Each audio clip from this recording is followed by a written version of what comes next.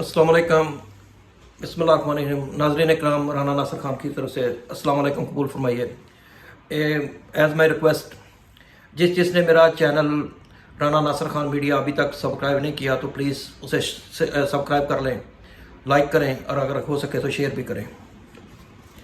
जनाब अली, आज मैं बहुत दुख से ये व्लॉग कर रहा हूँ क्योंकि अभी जो ज़रा से ये ख़बर मालूम हुई है कि जो पीटीआई के वर्कर अब्बास साहब थे, जो अभी नौजवान हैं, वो चाह रहे थे कि मैं सियासत करूं, लेकिन उनके साथ जो जुल्म हुआ तो उसके बाद उनका घर तोड़ दिया गया, उनके घर में हर चीज़ तोड़ दी गई और सिर्फ उनको ये स्टेटमेंट देने के लिए कि वो पीटीआई को छोड़ दें और पीटीआई से और खान साहब से किसी किस्म का कोई तल्लुक़ ना रखें।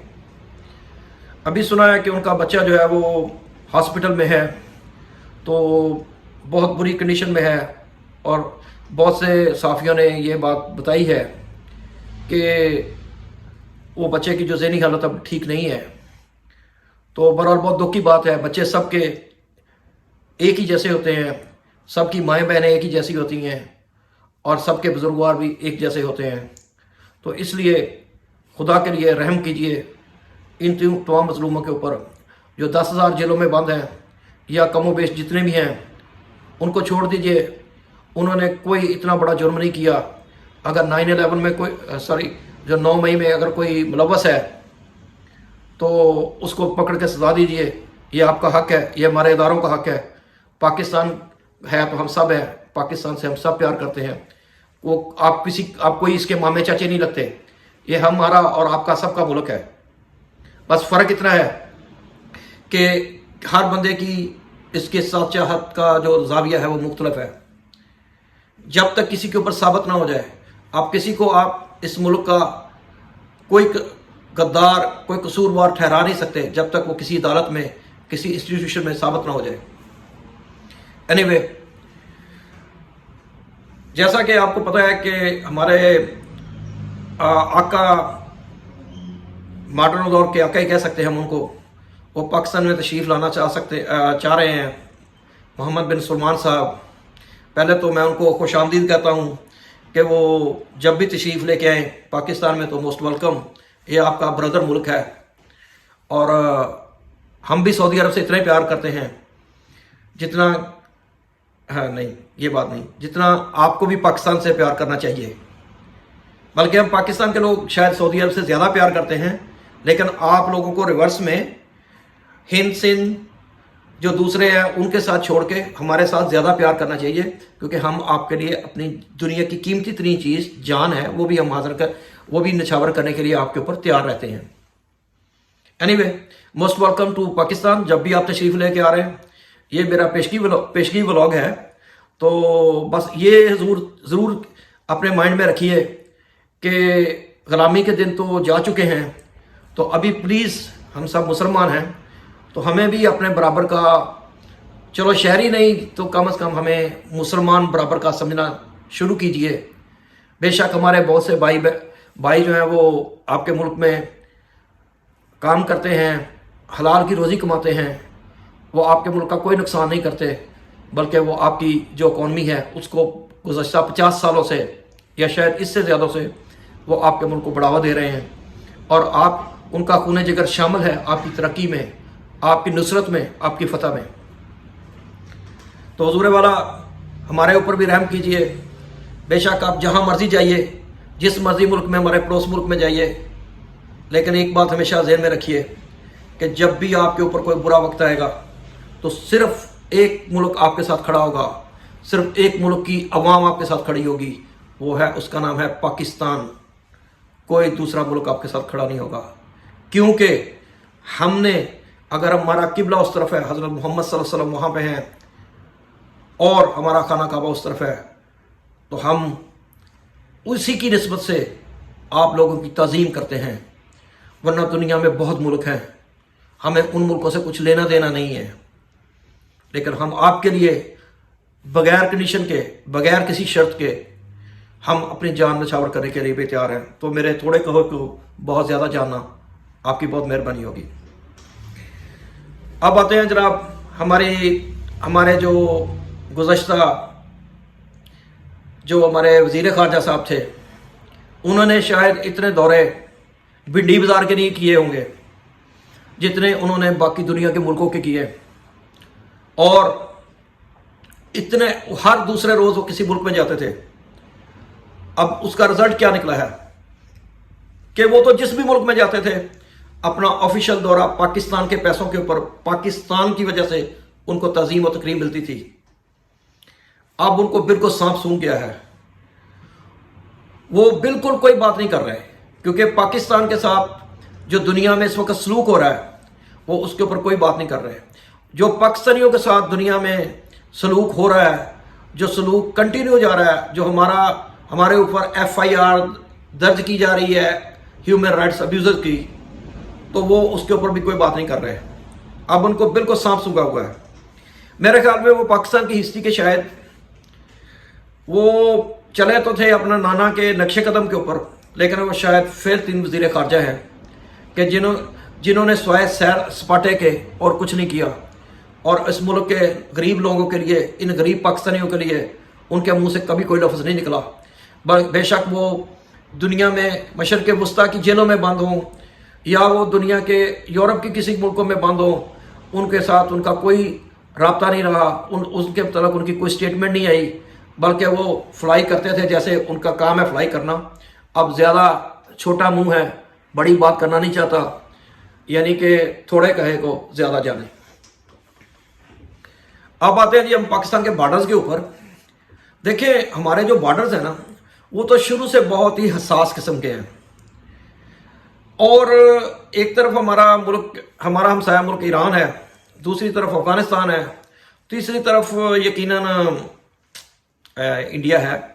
तो उसके साथ तो शुरू से जो कुछ चल रहा है, कभी हम मिठाइयाँ उनको देते हैं, कभी उनसे मिठाइयाँ लेते हैं, कभी हम टांगे ऊपर उठा के उनसे ऊंची टांग करने की कोशिश करते हैं, कभी वो हमारे ऊपर टांग कोशिश करते हैं कि उनकी टांग भी ऊंची हो जाए।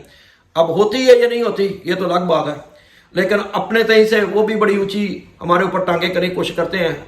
लेकिन रिजल्ट ये होता है कि यहाँ कोई ना कोई पाकिस्तान का वफादार बैठा होता है, तो होता ये कि उनकी टांग हम ऊंची नहीं होने देते, तो फिर टांग या तो बराबर रह जाती है या फिर नीचे आ जाती है। तो ये हमारा बस वो क्या कहते हैं चूहे बिल्ली का खेल है, ये चल रहा है। 75 ईयर हो गए इसको चलते हुए, ना इसका कोई सोल्यूशन निकल रहा है। बस ये है कि कभी ये बॉर्डर गर्म हो जाते हैं, कभी ये ठंडे हो जाते हैं।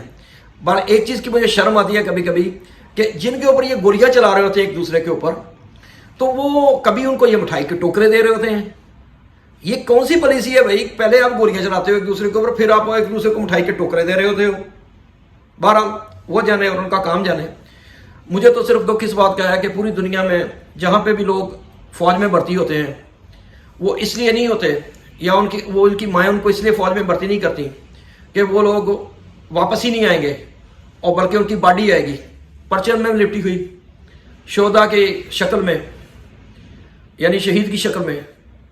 लेकिन इस मुल्क में अजीब बात है कि जो भी उस राह के ऊपर चल रहा है जिसको राह हक कहते हैं, वो अल्लाह के सुपुर्द अपनी जान कर दे कि जब भी वो घर से निकलता है तो अपनी माँ को कहता है कि ऐ मेरी माँ, आप तो मेरी माँ हो लेकिन ये धरती भी मेरी माँ है, इसलिए मेरे लिए दुआ करना कि मैं इस धरती के ऊपर अपनी जान नछावर कर दूं।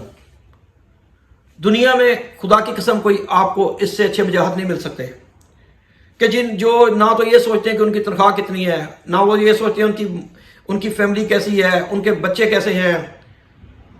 लेकिन अफसोस से ये कहना पड़ता है कि जो 70-75 साल से जो इतना बड़ा मेज बना हुआ है, ये उसको अभी हालिया दिनों में इस तरह डैमेज किया गया है कि अब हम कुछ ऐसी बातें हैं जो मीडिया के ऊपर कह भी नहीं सकते, क्योंकि उसमें आपका भी ख्याल है, मुल्क का भी ख्याल है, एस्टेब्लिशमेंट का भी ख्याल है, और फिर सबसे जान की मान पाऊँ तो अपना भी ख्याल है, क्योंकि हो सकता है हमारी ये आवाज़ ही बंद कर दी जाए।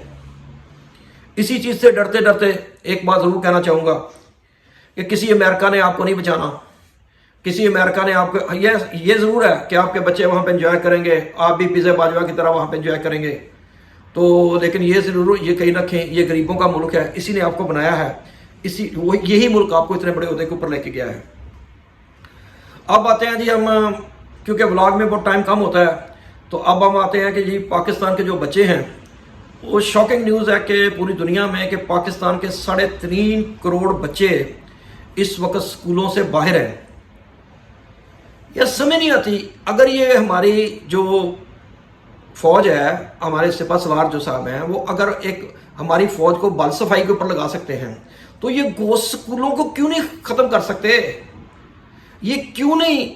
اگر کوئی سندھ میں ہے، اگر کوئی پنجاب میں ہے، سرحد میں ہے، یا بلوچستان میں، جہاں بھی یہ یعنی کہ تعلیم کا بربادی ہو رہی ہے، ہمارے بچے سکولوں میں نہیں جا رہے چھوٹے بچے، تو ہم نیکسٹ جنریشن سے کیا ایکسیپٹ کریں گے؟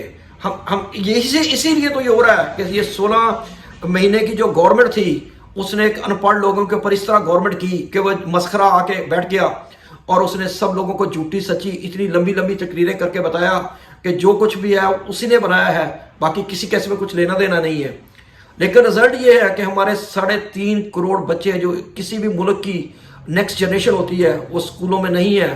وہ موٹر مکینک بنیں گے، وہ اینٹیں پاتھیں گے، اور کیا کریں گے، وہ غلیظ سے غلیظ کام کریں گے، لیکن ان کا کوئی مستقبل نہیں ہے. خدا را میں چیف جسٹس صاحب سے بھی، میں اپنے چیف آف آرمی سٹاف سے بھی یہ ریکویسٹ کرتا ہوں، خدا کے لیے کوئی عملی قدم اٹھائیں. نگران صاحب سے تو مجھے کوئی شکوہ نہیں ہے کیونکہ وہ تو آئے ہی الیکشن کرانے کے لیے ہے. اب یہ نہ ہو کہ لمبے نہ ہو جائیں کہیں پہ، یہ نہ ہو. بھائی آپ آئے ہو الیکشن کرانے کے لیے، الیکشن کراؤ. یہ جو 75 سال کا ملبہ ہے نا، اس کو اپنے سر کے اوپر مت اٹھانا، ورنہ آپ کا بھی تاریخ میں وہی نام ہوگا جو پہلے سے ہو چکا ہے. لیکن اگر آپ میں تھوڑا سا سینس ہے تو یہ سوچیں کہ آپ آئے ہو تھوڑے دیر کے لیے، بس اس پاکستان کو بچاؤ، الیکشن کراؤ، اور اس کے جو جتنے سیاسی قیدی ہیں ان کو رہا کرو، اور good bye, see you next time.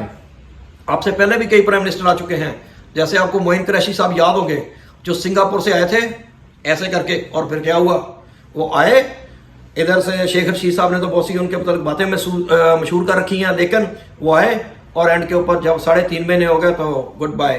Shaukat Aziz صاحب بھی آپ کو یاد ہوں گے، جو پیراشوٹ سے آئے تھے، مشرف صاحب لے کے آئے تھے. تو بہرحال بھائی جان، آپ کا کام ہے الیکشن کرانا.